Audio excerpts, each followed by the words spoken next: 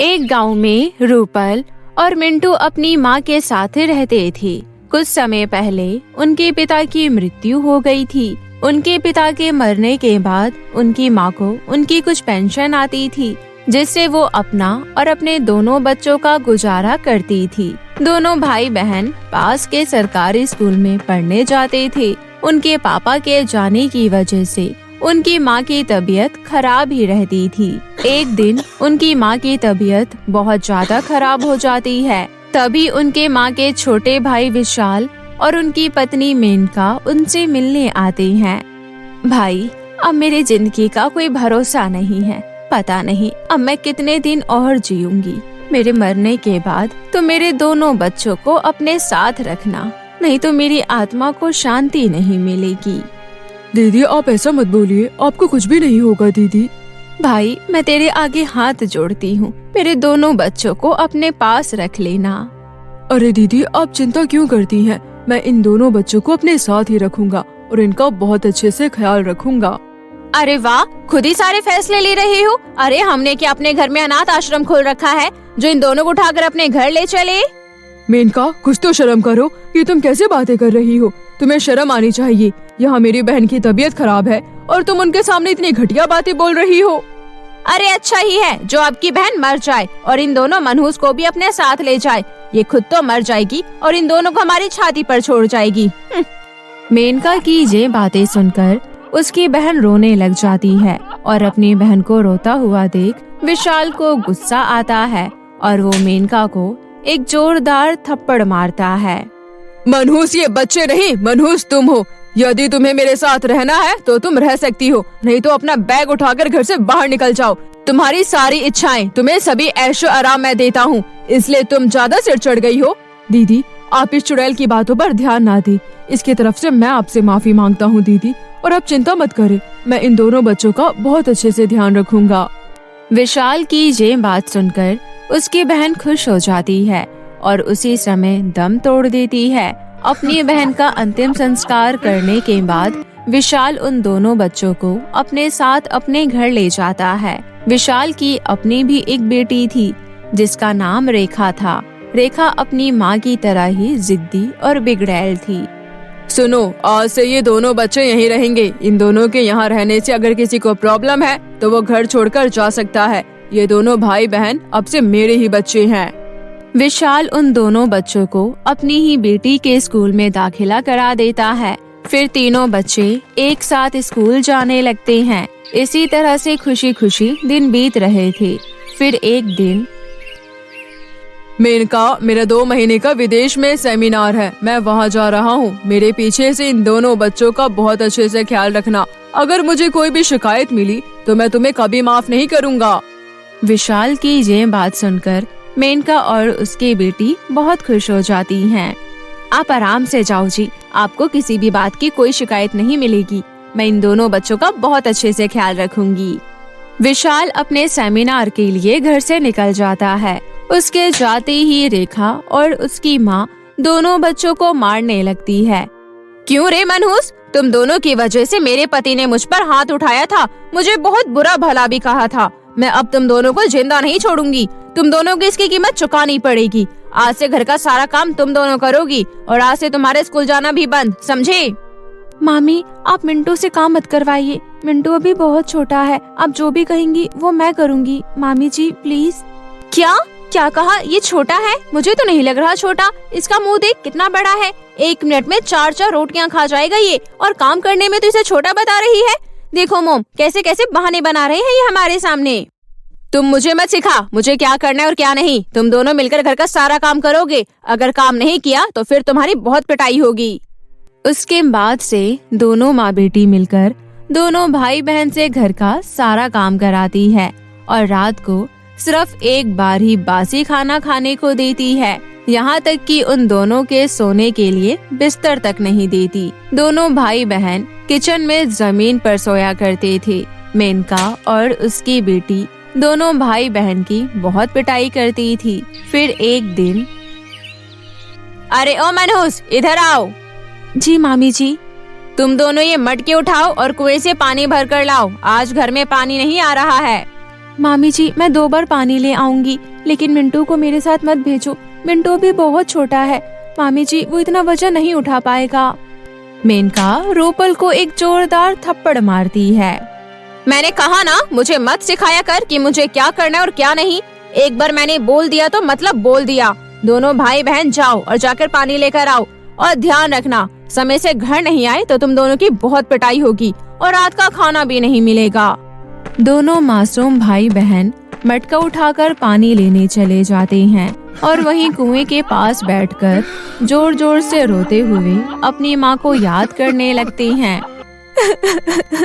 माँ, आप हम दोनों को छोड़कर क्यों चली गई? माँ, वापस आ जाओ ना माँ। मामी बिल्कुल भी अच्छी नहीं है, वो हमें बहुत मारती है। माँ, वापस आ जाओ ना माँ। ये सब बोलकर रूपल जोर जोर से रोने लगती है। तभी वहाँ पर उसकी मरी हुई माँ की आत्मा प्रकट हो जाती है। अरे मेरे बच्चों, रो नहीं, ये देखो मैं तुम्हारे सामने खड़ी हूँ। अपनी माँ को देखकर दोनों भाई बहन बहुत खुश हो जाते हैं। माँ वापस आ गई। माँ, हमें मामी जी के साथ नहीं रहना। मामी बहुत बुरी है, वो हमें बहुत मारती है और हमसे पूरे घर का काम भी करवाती है, और तो और वो मिंटू से भी सारे काम करवाती है। मुझे सब पता है बेटा कि तुम्हारे ऊपर वो दोनों माँ बेटी कितना अत्याचार करती है, लेकिन अब तुम चिंता मत करो बेटा। अब तुम्हारे सारे दुख खत्म हो जाएंगे और उन्हें उनकी किए की सजा भी जरूर मिलेगी। इतना बोलकर उनकी माँ अपने जादू से वहाँ पर 2 जादुई सोने और चांदी के मटके प्रकट करती है।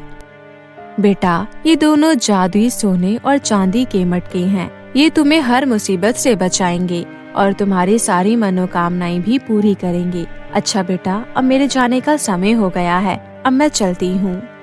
इतना बोलकर उनकी माँ वहाँ से गायब हो जाती है और दोनों भाई बहन मटके उठाकर वहाँ से अपने घर चले जाते हैं और उन्हें ले जाकर किचन में रख देते हैं। फिर एक दिन, सुनो तुम दोनों, मैं और मेरी बेटी आज पार्टी में जा रही हैं। तुम दोनों को मैं कमरे में बंद करने जा रही हूँ। यदि हमारे पीछे से तुम दोनों ने चोरी कर ली तो, और मेरे घर से भाग गई तो, इसलिए मैं तुम दोनों को एक कमरे के अंदर बंद कर रही हूँ।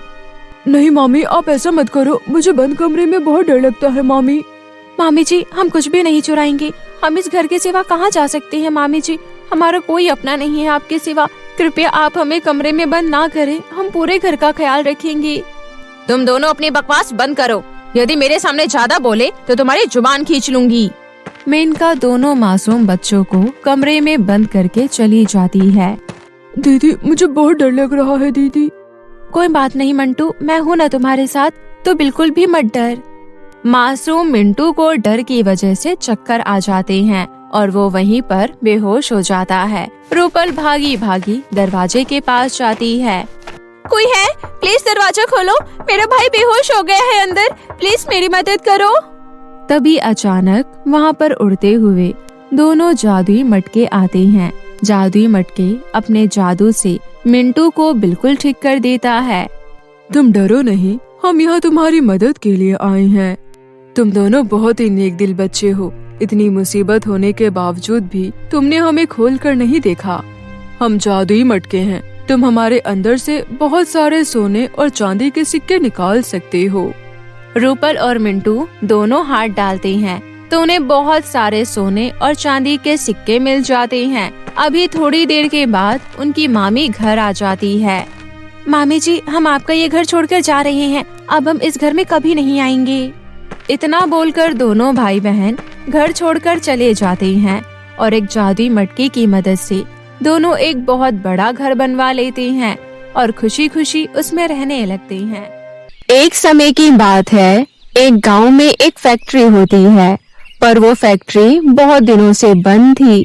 गांव के लोगों का ये मानना था कि इस पर चुड़ैल का साया है, जिसकी वजह से गांव में फैक्ट्री होते हुए भी लोगों को शहर जाना पड़ता था।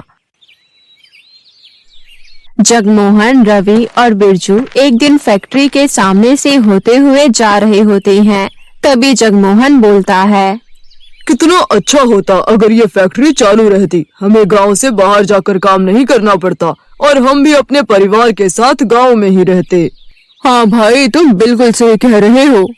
अरे पर इस फैक्ट्री में काम करता ही कौन? वहाँ तो चुड़ैल का साया है। सब बकवास की बात है। आज तक किसी का कुछ बिगाड़ा है उस चुड़ैल ने? ये सब बस अफवाह है। कोई चुड़ैल बुड़ैल नहीं है फैक्ट्री में। यह सब बोलते हुए तीनों के तीनों अपने अपने काम पर निकल जाते हैं। फिर कुछ दिनों बाद ही गांव में एक खबर तेजी से फैल जाती है। अरे भाग्यवान, सुना तुमने? शहर की कोई सुंदर औरत ने ये फैक्ट्री खरीद ली है। अब शायद हमें गांव में ही रोजगार मिलने लगेगा और सुंदरता भी निहारने को मिलेगी। भला हो उस सुंदर औरत का। क्या कहा तुमने? दोबारा बोलना जरा। कुछ नहीं, मैं तो सिर्फ कह रहा था कि अब शहर नहीं जाना पड़ेगा और यहीं रहकर काम मिल जाएगा। फिर एक दिन उस गांव में वही सुंदर महिला आती है जिसने फैक्ट्री खरीदी थी और गांव के लोगों को इकट्ठा करके कहती है, आप मेरी फैक्ट्री में नोट बनाने का काम करें। मैं आपको रोजगार के साथ साथ बहुत अच्छी तनख्वाह भी दूंगी। जगमोहन, सुना तुमने? अब हमें शहर में दूर जाकर काम नहीं करना पड़ेगा। हम गांव में रहकर भी पैसा कमा सकते हैं और अपने परिवार का लालन पालन भी कर सकते हैं। हाँ भाई, तुम बिल्कुल सही कह रहे हो। मैं तो हमेशा से चाहता था कि हम अपने ही गांव में काम कर सके। मैं तो इस फैक्ट्री में जरूर जाऊंगा। लेकिन सारे गांव वाले इस बात से भयभीत भी होते हैं कि उस फैक्ट्री पर किसी चुड़ैल का साया है। उस औरत के समझाने के बाद कुछ लोग उसकी बात मान लेते हैं। पैसों के लालच तथा गांव में रोजगारी को लेकर प्रसन्न होते हैं और वो उस औरत के पीछे जाने लगते हैं। कोई चुड़ैल का साया नहीं है। ये सब फैक्ट्री बंद करने की साजिश की गई थी। आप लोग मेरी बात मानो, वहाँ कोई चुड़ैल नहीं है। मैं भी तो वहाँ रहती हूँ। मुझे तो आज तक कोई चुड़ैल दिखाई नहीं दी। आप लोग मेरे साथ चलिए, इससे अच्छा आपको मौका कभी नहीं मिलेगा।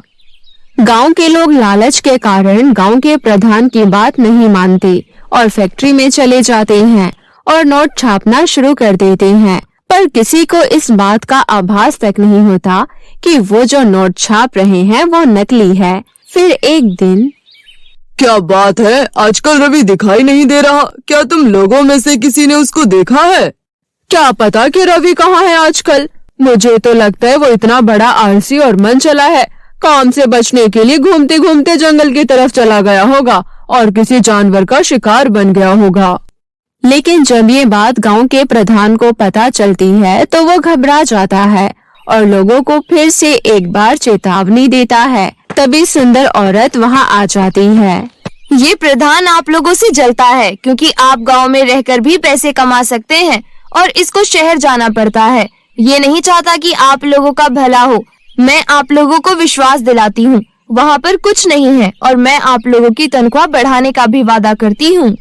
तनख्वाह बढ़ाने की बात सुनकर एक बार फिर से गांव वाले प्रधान की बात को अनसुना करके वहां से चले जाते हैं। लेकिन ऐसे एक एक व्यक्ति गांव से गायब होने लगते हैं। लेकिन एक दिन जगमोहन को ये बात पता चलती है कि वो लोग जो नोट छाप रहे हैं वो नकली है। वो बौखला जाता है और अपने गांव वालों को जाकर बताता है, भाइयों, यहाँ हम लोगों के साथ बहुत गलत हो रहा है। हमसे नकली नोट छपवाए जा रहे हैं। पर वो हमारे साथ ऐसा क्यों कर रही है? नकली नोट छापना तो गुनाह है। हमें उससे बात करनी पड़ेगी। इतना बोलकर गांव वाले सुंदर औरत के पास चले जाते हैं। मालकिन, ये सब क्या चल रहा है? क्या ये सच है कि आप हमसे नकली नोट छपवाती हैं? सुंदर औरत तभी अपने असली रूप यानी चुड़ैल के रूप में आ जाती है। हाँ, मैं तुम लोगों से नकली नोट छपवाती हूँ। मुझे बहुत मजा आता है ऐसा करने में। हा हा हा हा। चुप हो जाओ सारे। मेरे अलावा मैं किसी की भी नहीं सुनती। तुम लोग यहीं रहकर काम करोगे। वैसे तो मैं बहुत कुछ कर सकती हूँ, पर मुझसे पहले पुलिस तुम्हारा बिगाड़ेगी जब उसको पता चलेगा कि तुम लोग नकली नोट छापने का काम करते हो। सारे गांव वाले डर जाते हैं। फिर वे सब चुड़ैल के डर से नोट छापना शुरू कर देते हैं। तभी उनका एक और व्यक्ति गायब हो जाता है। सारे गांव वाले घबरा जाते हैं। ये हमारे गांव में क्या हो रहा है? हमें अपनी मालकिन से बात करनी पड़ेगी कि ऐसा क्यों हो रहा है और ये काम हमें कैसे भी छोड़ना ही पड़ेगा, वरना ऐसे ही चलता रहा तो हम सब एक दिन ऐसे ही गायब हो जाएंगे या तो हमें पुलिस पकड़ लेगी। फिर एक बार वो सब चुड़ैल के पास जाते हैं। जाने की बात सुनते ही औरत को गुस्सा आ जाता है और सुंदर औरत एक बार फिर अपने असली रूप में आ जाती है, जो कि एक चुड़ैल का रूप होता है। तुम्हें क्या लगा था मैं कोई आम चुड़ैल हूँ? नहीं, मैं वही चुड़ैल हूँ जो यहाँ सालों से इंतजार कर रही थी। तुम्हें क्या लगा था यहाँ की चुड़ैल जा चुकी है? मैं हमेशा से यही थी, बस सही समय का इंतजार कर रही थी। ये जो तुम नोट छाप रहे हो, ये तुम्हें फंसाने का तरीका था, और ये असली नोट नहीं बल्कि नकली नोट है। मुझे नकली नोट बेहद पसंद है। मैं अपना महल नकली नोटों से भरना चाहती हूँ। तुम लोग मेरी सहायता कर रहे थे, नकली नोट छापकर और मेरा भोजन बनकर भी। हा हा हा हा। लेकिन उस चुड़ैल ने किसी को भी खाया नहीं होता, बस वो सबको एक एक करके कैद कर लेती है। जैसे ही वो कैद लोगों के पास पहुंचती है, वो लोग उससे पूछने लगते हैं, हमने तुम्हारी सारी बातें सुनी, तुम उन लोगों को क्यों डरा रही हो? तुमने हमें नहीं खाया तो तुम उनसे ये क्यों कह रही हो कि तुम हमें खा चुकी हो और बाकियों को खा जाओगी? क्या तुम हमें यहाँ से कभी नहीं जाने दोगी? चुड़ैल एक लंबी सांस लेती है और अपनी कहानी बताना शुरू करती है। मैंने तुम लोगों को कभी इसलिए नहीं खाया क्योंकि मैं इंसान नहीं खाती, पर हाँ, उन्हें दुख में देखकर मुझे बहुत अच्छा जरूर लगता है, क्योंकि तुम ही जैसे लोगों ने मेरे साथ बुरा किया था। मेरा भी एक परिवार हुआ करता था जिसमें मेरा पति और मेरी एक छोटी सी बच्ची रहती थी। मेरे पति ने अपनी सारी कमाई लगाकर इस फैक्ट्री को खरीदा था। फिर चुड़ैल के चेहरे पर एक मुस्कान आई और उसने आगे की कहानी बतानी शुरू की। उन्होंने जब ये फैक्ट्री खरीदी तो मैं भी उनके साथ रहने इसी गांव में आ गई। तब हम लोग इस फैक्ट्री के लिए कुछ लोग ढूंढने गए और अपने काम को करने के लिए कोशिश करने लगे। हम रोज लोगों को समझाते कि फैक्ट्री में काम करने से उन्हें रोजगार तो मिलेगा ही। हमारी बातें काफी लोगों ने मानी भी, पर जो यहाँ का प्रधान था उसको ये बात रास नहीं आई। क्या अपने प्रधान जी? हाँ, वही तुम्हारा प्रधान, जो अपने आप को ज्यादा होशियार समझता है, जबकि उससे ज्यादा नाकारा और नामुराद आदमी दूसरा कोई नहीं है दुनिया में। चुड़ैल अपनी आंखें लाल करके सभी को घूरने लगती है, जिससे वहाँ पर फिर से भयानक से शांति हो जाती है। सब डर के मारे चुप हो जाते हैं और वो चुड़ैल अपनी बात बोलनी शुरू करती है। मैंने उसी दिन ये फैसला कर लिया, जब तक मैं प्रधान को नहीं मारूंगी मैं यहाँ से कहीं नहीं जाऊंगी। मैंने अपनी बेटी को उसके मामा के घर भेज दिया और उससे उस दिन के बाद कभी नहीं मिली।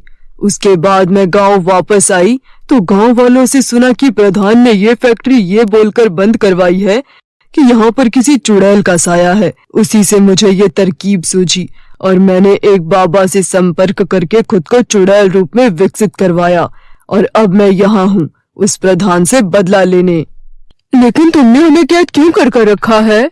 इस उम्मीद में कि क्या पता गांव के लोगों के लिए चिंतित होकर कभी न कभी वो प्रधान भी फैक्ट्री आएगा।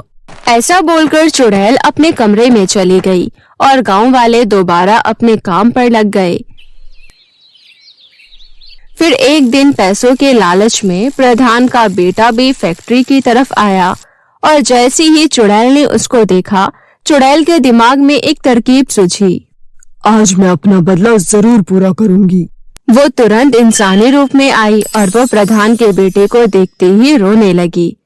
हे रब्बा, अब मैं क्या करूं? क्या बताऊं? मेरी इतनी बड़ी फैक्ट्री है लेकिन इसको चलाने वाला कोई नहीं, और मुझे मेरे शहर जाना है। समझ नहीं आ रहा क्या करूं। तो तुम जाओ मेरे पापा के यहाँ, वो प्रधान है, वो तुम्हारी फैक्ट्री की देखभाल बहुत अच्छे से कर लेंगे। लेकिन वो तो मुझे जरा भी पसंद नहीं करते, तो वो मेरी फैक्ट्री का ध्यान क्या रखेंगे? फिर वो अचानक फिर से अपने असली रूप में आ जाती है और जोर जोर से हंसने लगती है और बोलती है, हा हा हा हा, आ गया ना तू भी मेरे झांसे में, आज मैं तुझे भी खा जाऊंगी। जब देर रात तक प्रधान का बेटा घर नहीं पहुंचता, तो प्रधान परेशान होकर गांव में उसको ढूंढने निकल गया। सब जगह ढूंढने के बाद आखिर में वो फैक्ट्री ही रह गई। मजबूरी में आकर प्रधान फैक्ट्री की तरफ अकेला ही चल देता है। चुड़ैल अचानक से प्रकट होती है और बोलती है, आखिरकार तो आ ही गया प्रधान। इतना बोलकर चुड़ैल प्रधान पर कूद जाती है और गला दबाकर उसको मार डालती है और फिर खुशी से चिल्लाने लगती है, मैंने अपना बदला पूरा कर लिया, आज मैं मुक्त हो गई। फिर वो सारे गांव वालों को भी मुक्त कर देती है।